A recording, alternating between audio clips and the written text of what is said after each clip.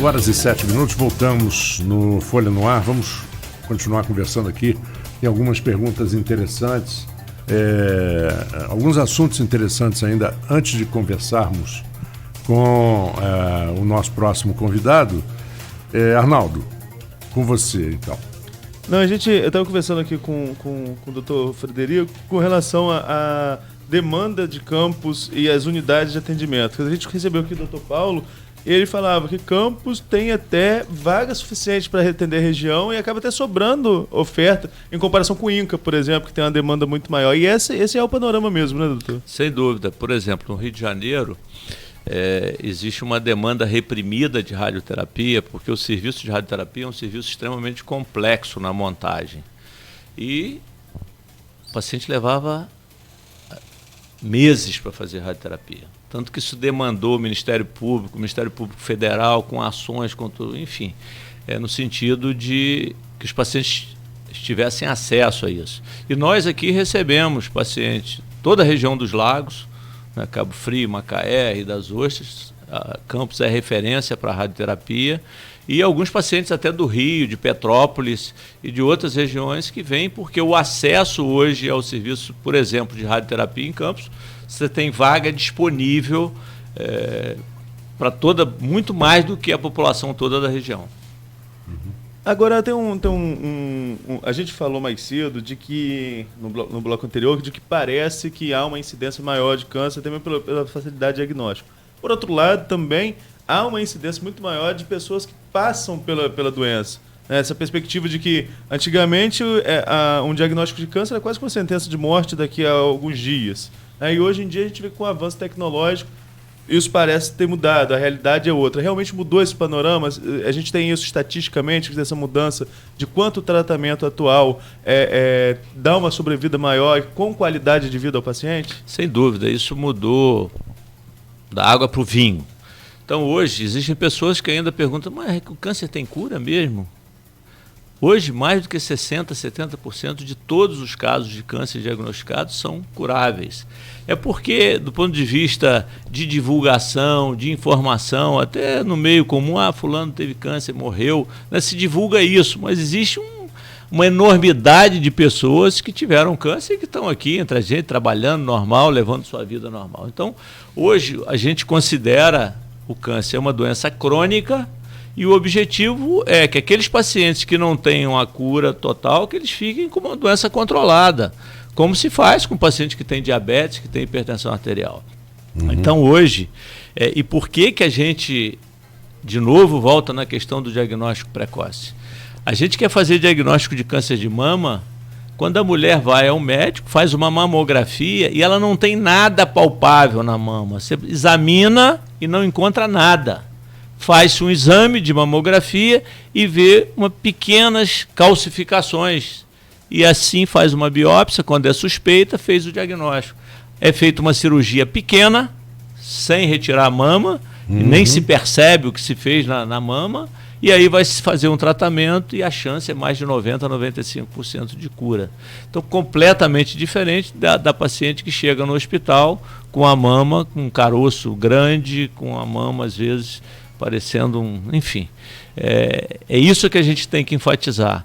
A doença, ela está entre a gente, não adianta a gente fugir. Cada um de nós, seja com a gente, seja na nossa família, nós vamos conviver com essa situação, não é? Pelo tipo de vida que a gente está tendo. É chocante? Alguém quer? Não. Traumatiza, mas é a realidade.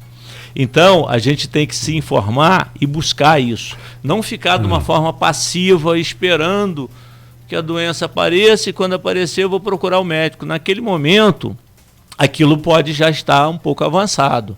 Então, o objetivo é que a gente se informe, vá buscar aquilo que precisa ser feito, não de uma forma desesperada. Aqueles exames que são recomendados, a avaliação que para se fazer o diagnóstico precoce e obter a cura da doença. É interessante que Campos, o senhor falou a fase da negação. Campos tem um caso muito emblemático, que foi o caso do Dr. Beda, o Dr. Lorival Beda, que tinha câncer de pulmão.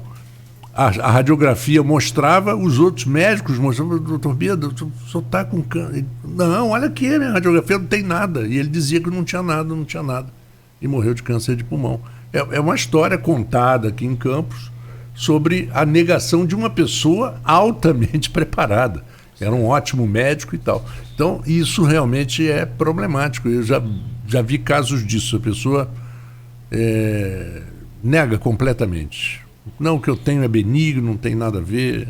Isso é uma fase, e aí com apoio hoje em dia, com psicólogo, com orientação, com equipe, a gente ultrapassa habitualmente essa fase. Agora, doutor Frederico, o senhor tem anos de experiência nessa área, e de poucos anos para cá, essas campanhas informativas, como a gente está aqui no Novembro Azul, a gente passou pelo Outubro Rosa, tem o Setembro Amarelo também, tem outros, que é a questão do câncer de pele, que a gente até colocou aqui mais cedo, enfim, tem outras campanhas informativas. Essas campanhas deram resultado ao longo dos anos, na opinião do senhor? Mudou o panorama da população em relação à prevenção ao câncer? Sim, eu acho que mudou, sim, mas elas precisam ser mais produtivas. Eu acho que a campanha ela tem um tema, e aí se fala, e às vezes é muito isso que você falou, né? Cada um faz o seu evento e aquilo acaba não refletindo em muita coisa, né? A gente tenta, por exemplo, lá no Álvaro Alvim, com todas as dificuldades, a gente instituiu isso, por exemplo, já no ano passado, no Outubro Rosa, a gente fez, além da informação, um mutirão de atendimento. Então, atendemos 200 pacientes ano passado, esse ano 200 pacientes, fizemos lá um dia em outubro, com toda a equipe de ginecologia e mastologia do hospital, montamos uma estrutura, atendemos os pacientes, todos com mamografia, aquelas que tinham informação, mas isso é muito pouco. Isso é muito pouco, né? A gente precisa sair de cada campanha dessa com uma meta. Se você não tiver meta, né, o que adianta? A gente ano que vem vai estar falando de novo aqui sem muito...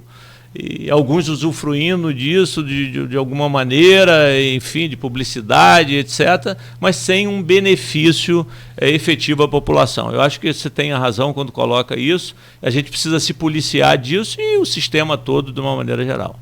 Doutor, agora falando no Álvaro Alvim, a gente vai chegando ao final, porque a gente tem um outro bate-papo para falar, um assunto totalmente diferente. A gente vai da questão de saúde para a questão sindical, para a questão bancária, mas tem uma história do Álvaro Alvim que eu acho muito interessante, que é o sino, aquele sino que tem ali, que quando o paciente passa pelo tratamento, ele bate ali o sino para mostrar que passou aquela fase.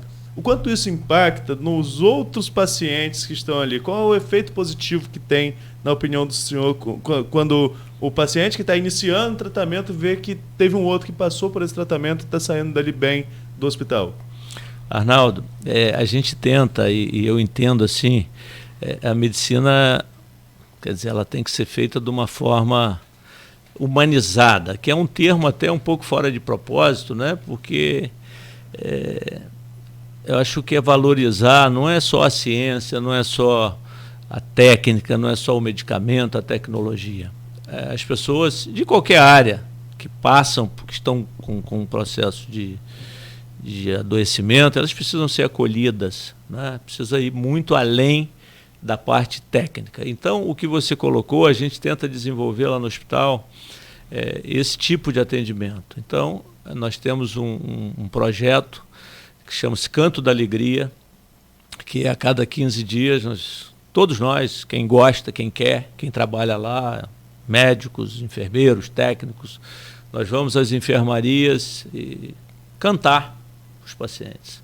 Tem um grupo de alunos voluntários do IFE que vão lá com a gente e cantam música popular brasileira, música linda. E é uma coisa que a gente vai...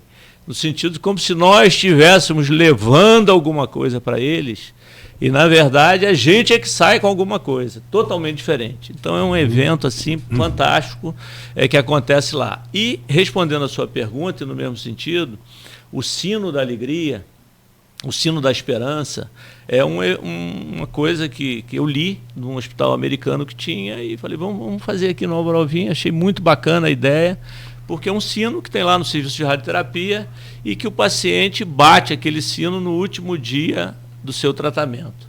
É um evento muito legal, é uma coisa de congraçamento, de superação, né, de etapa vencida, e impacta muito naqueles que estão passando por isso, né? O paciente que chega lá cheio de dúvida, medos, insegurança, e assiste aquele momento que uma pessoa que já passou por aquilo está ali junto com a família, alegre, tocando aquele sino, tem um impacto fantástico, né?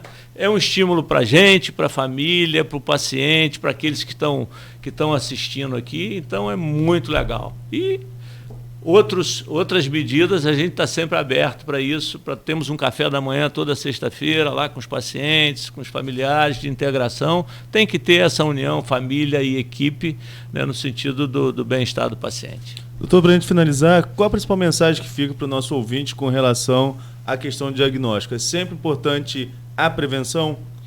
Sim, eu acho que para que se combata a doença, a gente reduz a doença, a gente tem 2 grandes polos. Um chama-se prevenção. Então, como os fatores ambientais são os fatores preponderantes, a gente não pode cansar de repetir: mudança de hábito de vida, atividade física, evitar a obesidade, melhorar a alimentação, evitar o tabagismo, o principal fator de doença no mundo, reduzir bebida alcoólica, fazer vacinações recomendadas, como, por exemplo, vacina para HPV e vacinação para vírus de hepatite. São medidas de prevenção.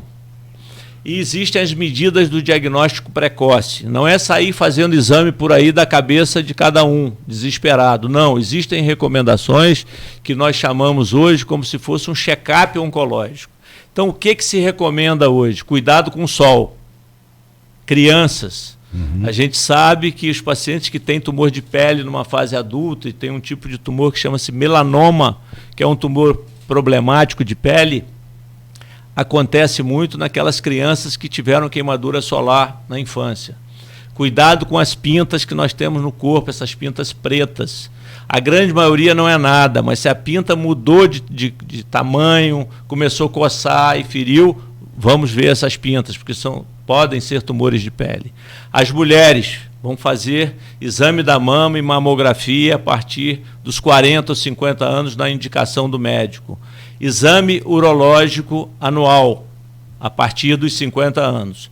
E, a partir dos 50 anos também, avaliação do intestino, que são exames de colonoscopia que devem ser oferecidos. E uma coisa mais moderna, mais recente, que o mundo inteiro estudava isso, é que os pacientes que são grandes fumantes, pacientes que fumam há mais de 30 anos, que têm uma média de idade acima dos 50 anos, 50 aos 74 anos, ou que pararam de fumar há menos de 15 anos, eles teriam indicação de fazer o que nós chamamos uma tomografia de baixa dose. Então, isso são informações gerais que devem ser conversadas com o médico, com o seu clínico, né, no sentido de ver se enquadra nessa faixa etária, nessa indicação, e buscarmos esses caminhos, tanto da prevenção quanto do diagnóstico precoce. Ok. Muito obrigado, doutor Frederico. Foi um prazer sempre, né, vê-lo e sua atenção conosco. Esse é um assunto que, volta e meia, nós vamos precisar do seu apoio, da sua orientação. E uma boa semana, um bom final de semana, um bom feriado. Grande abraço na turma toda lá da Clínica Santa Maria. E que a gente recebe aqui muitas perguntas, aqui de vez em quando eu passo para lá para a resposta. E muito obrigado pela presença. Obrigado a vocês, é sempre um prazer estar aqui. Bom dia a todos. Exatamente. Vamos a um pequeno intervalo e voltamos dentro de instantes. Ainda temos um convidado hoje. Está de volta com o